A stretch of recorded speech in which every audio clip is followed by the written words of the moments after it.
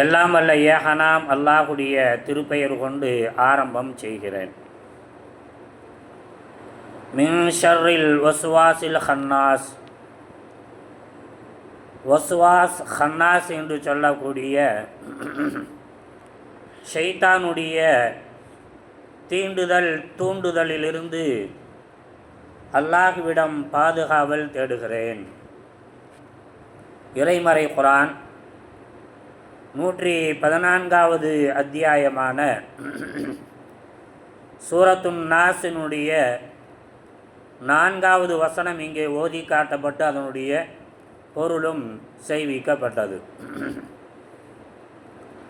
அல்லாஹுடைய அருளால் அவனுடைய அருளுக்குரிய நல்லடியார்கள் அவருடைய அருளிலே என்றைக்கும் திளைத்திருக்க வேண்டும் என்பதற்காக வேண்டி வல்லவன் அல்லாஹுக்கு சுப்ஹானஹு வ தஆலா இறைமறை குர்ஆனில் ஷைத்தானை பற்றிய சகலவிதமான சேட்டைகள், தூண்டுதல்கள், வழிகேடுகள், வழிகெடுப்புகள் அத்துணை பற்றிய செய்திகளை இறைமறை குர்ஆனிலே நமக்கு எடுத்து சொல்லி விழிப்புணர்வை ஊட்டி கொண்டிருக்கிறான். அந்த விழிப்புணர்வு செய்தியை நம்மிலே ஒவ்வொருவர்களும் பெற்றுக்கொள்ள வேண்டும் என்பதற்காக வேண்டி இது போன்ற செய்திகளை தொடராக எடுத்து சொல்லப்பட்டு கொண்டிருக்கிறது. அந்த வகையில் ஷைத்தான் எப்போதெல்லாம் நம்மை வழிகெடுப்பான், அவனுடைய சேட்டைகளும் அவனுடைய ஆற்றல்களும் எப்போதெல்லாம் நம்மிடத்திலே பாய்ச்சா பலிக்கும், நம்மகிட்ட அவன் வேலை செய்ய முடியும் என்று சொல்லக்கூடிய இந்த செய்தியை நாம் இங்கே பார்க்க கடமைப்பட்டு இருக்கிறோம். அல்லாஹுடைய தூதர் ஸல்லல்லாஹு அலைஹி வஸல்லம் அவர்கள் சொல்லுவாங்க, ஃபைதா ذிக்ர் அல்லாஹ், எப்போதெல்லாம் மனிதன் அல்லாஹுவை திக்ரு செய்வானோ, நினைவு கூறுவானோ, அல்லாஹுடைய பெயரை நினைவு கூறுவானோ அல்லது மொழிவானோ, அப்போதெல்லாம் ஷைத்தான் அவனை விட்டும் விருந்தோடி விடுகிறான் என்று அல்லாஹுடைய தூதர் ஸல்லல்லாஹு அலைஹி வஸல்லம் அவர்கள் சொல்லி காட்டுகிறார்கள்.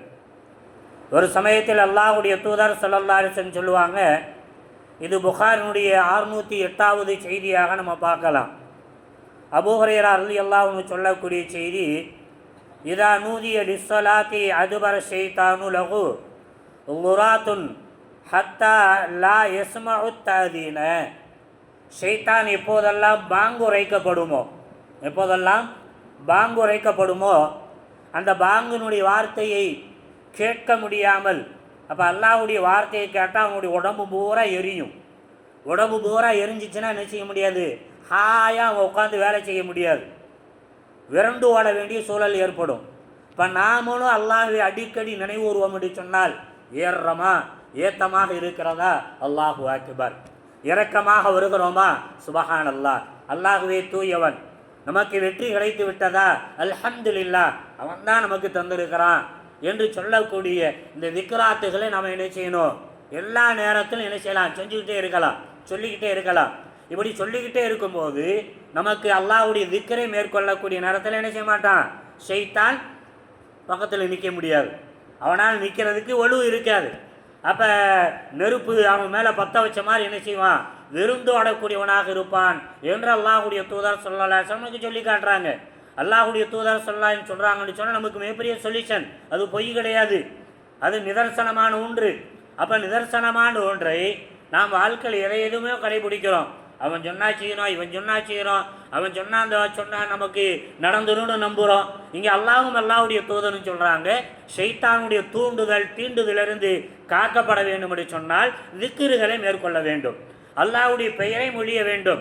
அப்படி மொழிகின்ற போது ஷைத்தான் என்ன செய்கிறா, விருண்டோடுறா.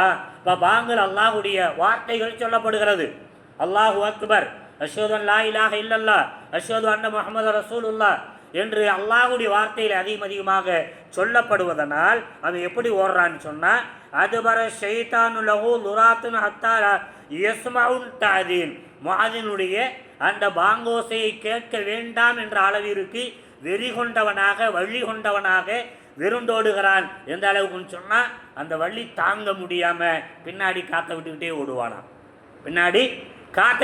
ஓடுவானா. இன்றைக்கி பார்க்குறோம், நிறைய இடங்களில் பார்த்தோம்னு சொன்னால் பாங்கு சொன்ன உடனே நாய் கத்த ஆரம்பிக்கும். கேட்டிருக்கீங்களா? பாங்கு சொல்ல ஆரம்பித்தோடனே என்ன செய்யும்? நாய் குறைக்கக்கூடிய ஒரு சூழல் நம்ம பார்க்குறோம்னு சொன்னால், அல்லாஹுடைய தூதர் ஸல்லல்லாஹு அலைஹி வஸல்லம் சொன்னாங்க, லா தசுப்புத்தீக, நீங்கள் சேவலை திட்டாதீங்க, நீங்கள் சேவலை திட்டாதீங்க. ஏன்னு சொன்னால், சேவல் என்ன செய்கிறது? உங்களுக்காக வேண்டி, தொழுகைக்காக வேண்டி உங்களை எழுப்பி விடக்கூடியதாக இருக்குகிறது என்று அல்லாஹுடைய தூதர் ஸல்லல்லாஹு அலைஹி வஸல்லம் அவர்கள் சொல்லி காட்டுகிறார்கள் என்று சொன்னால், அப்போ யாரெல்லாம் நமக்கு நல்லது செய்கிறாங்களோ அவங்கள என்ன செய்யணும்? மதிக்கணும்.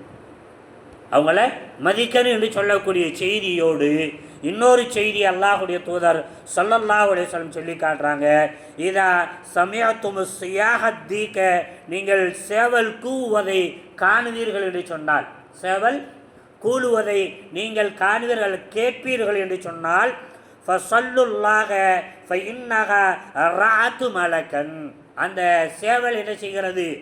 சேவல் கூகின்ற போது நீங்கள் அல்லாஹ்விடத்தில் என்ன செய்யுங்க? அருளை கேளுங்கள், அல்லாஹ்விடத்தில் அருளை கேளுங்கள்.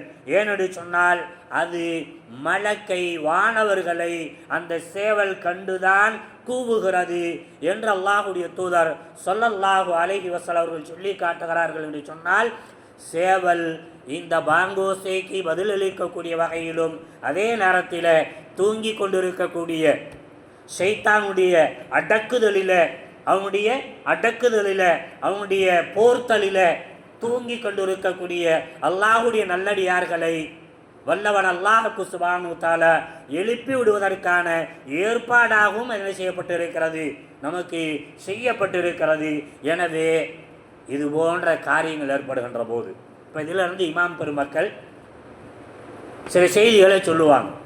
உங்களுக்கு நல்லது செய்கிறாங்களோ அவங்கள மதிங்க.